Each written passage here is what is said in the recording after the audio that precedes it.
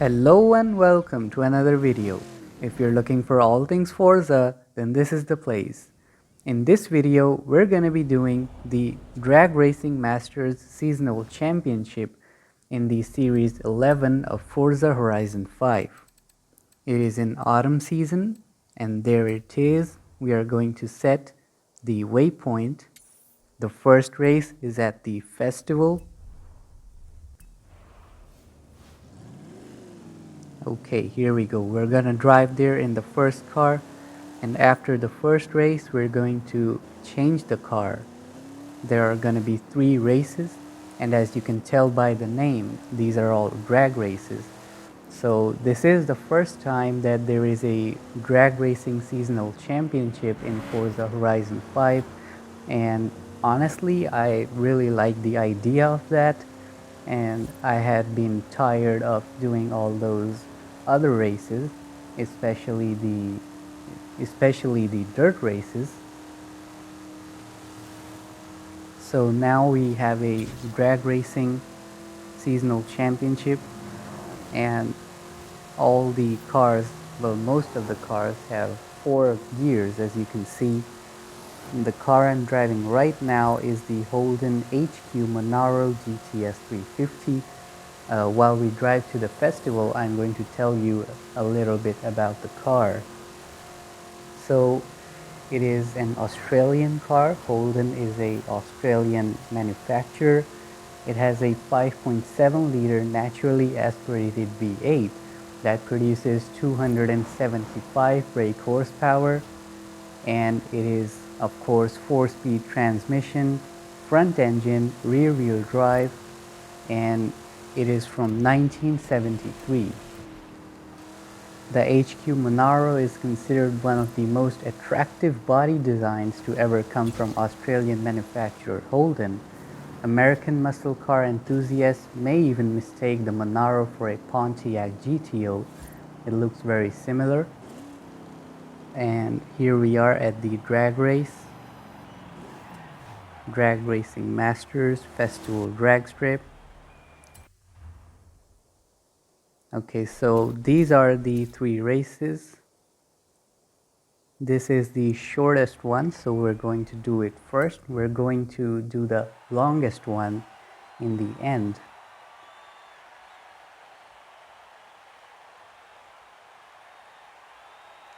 So this car in its time was the king of the Australian road.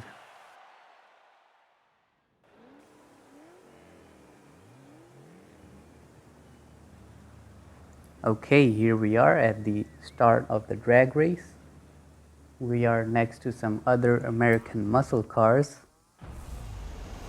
This one is an Australian, but really similar to the American ones, and here we go.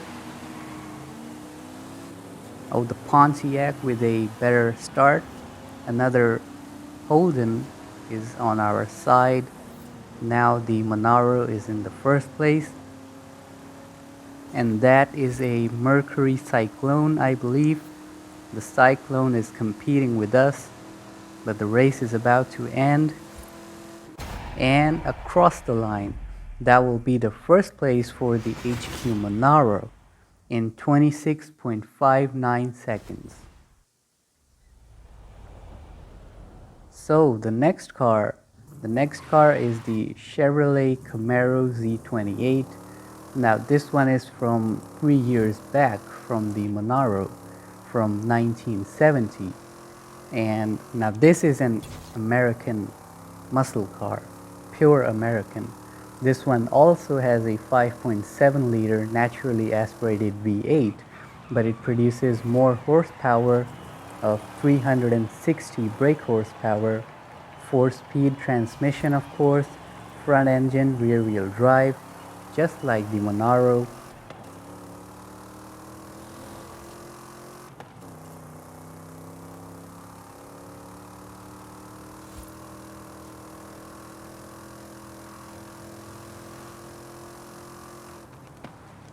Okay, now we are getting onto the highway here. The next race is really far away.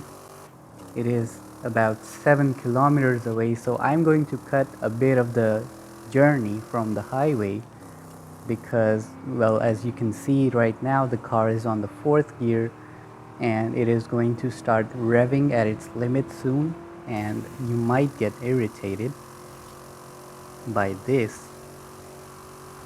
So I'm going to skip the trip.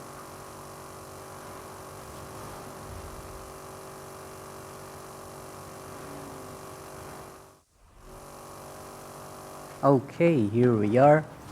Now we gotta get off the highway. We have done about 2 kilometers on the highway, and now the destination is 4 kilometers away. The Camaro is really wobbly. It's a bit difficult to drive, to be honest. But I love the sound and the pops. There we go, that was another pop.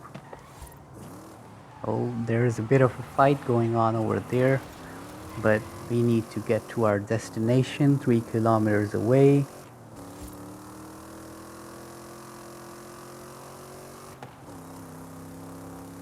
The performance of this car is fantastic, but the handling, well, Chevrolet says that it has been improved thanks to better weight distribution and better rubber.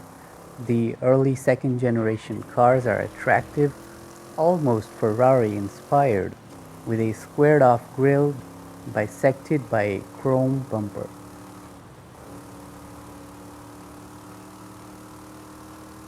The destination is now about 1 kilometer away. It has round tail lights placed under a large deck-lid spoiler out back.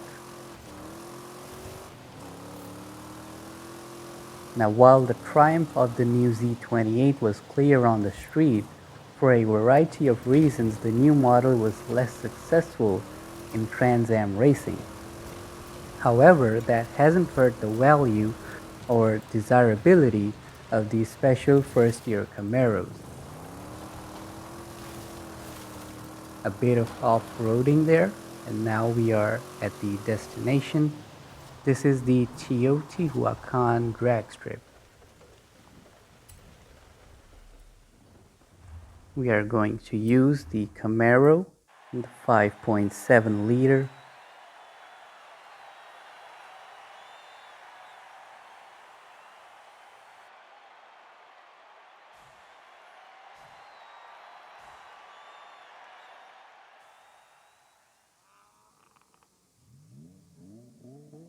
This one is at Class C 539 in the game, and we are racing in the night.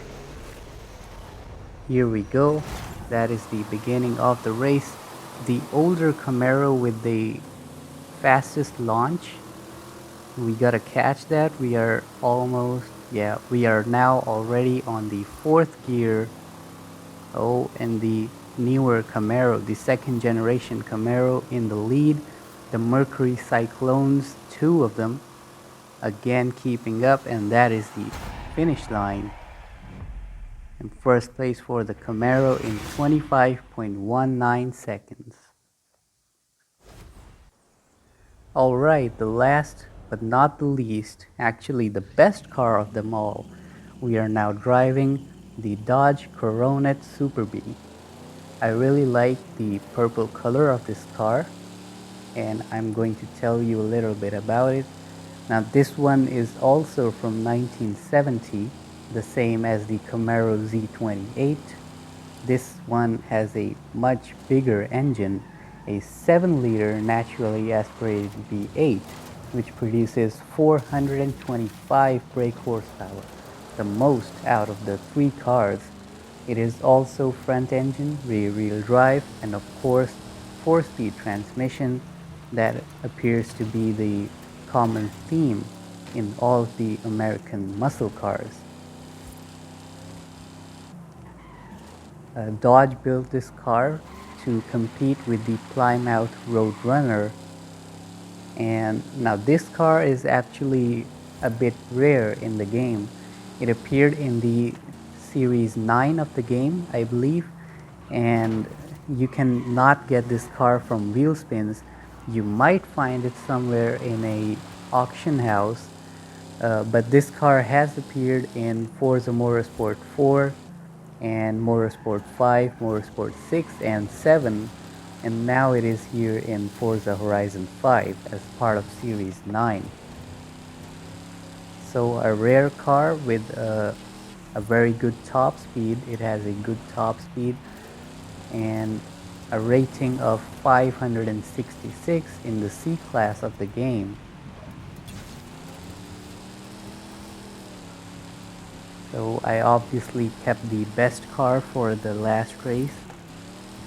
And after this race is done, I'm also going to show you the reward car that I'm going to get for completing this seasonal championship.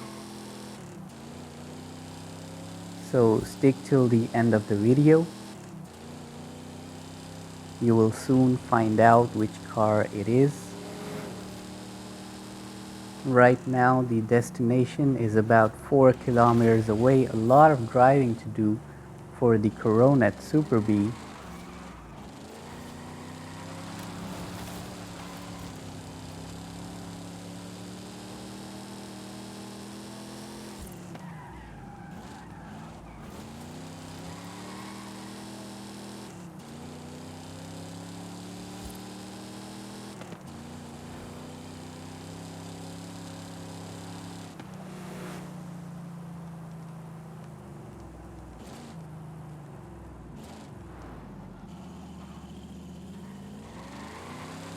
Okay, we are now about 3 kilometers away from the destination. Sorry for that silent 1 kilometer. A bit of transition in the video. 3 kilometers away still. Don't worry.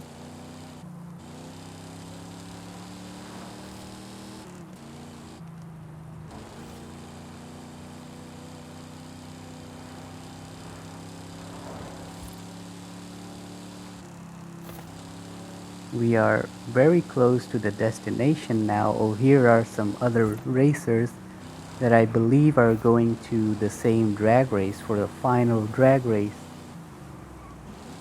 Oh, that was an accident. But I guess we'll just continue on our own way. Our destination is right over here. We have to go off-road from over here. Yeah, don't follow the driving line. Here we are at the drag strip, or you should say the airfield, an abandoned airfield this is, and this appears to be the longest drag race in the game. This is the Aerodromo drag strip, and we are going to do this in the Dodge Coronet Super B.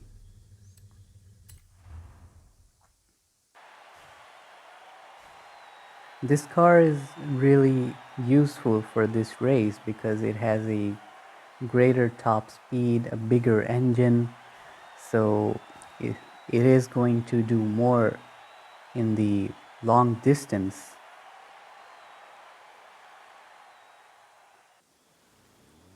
Here we go.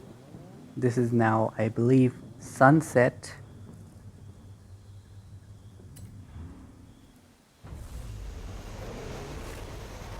And here we go. We are next to another Super B and a Camaro Z28 which we used in the last race. The Super B is really far in the back and now it is trying to catch up. It is going in the first place. That is another Camaro, the older one, and now the Super B is in the first place. That is only 50% of the race done, and 230 kilometers an hour. The previous cars might have not been able to do that, but here is the finish line. In first place for the Super B in 36.06 seconds. So that is the end of the seasonal championship. And the reward car is the 1971 Lotus Elan Sprint. And we're going to see how it is. Here is the car, very small, but it looks good. It drives well, it sounds good. So I think it's worth it. Thank you so much for watching this video. If you enjoyed watching it, then click on the like button, subscribe for more Forza Horizon 5 videos, and I'll see you in the next one. I hope you're doing well.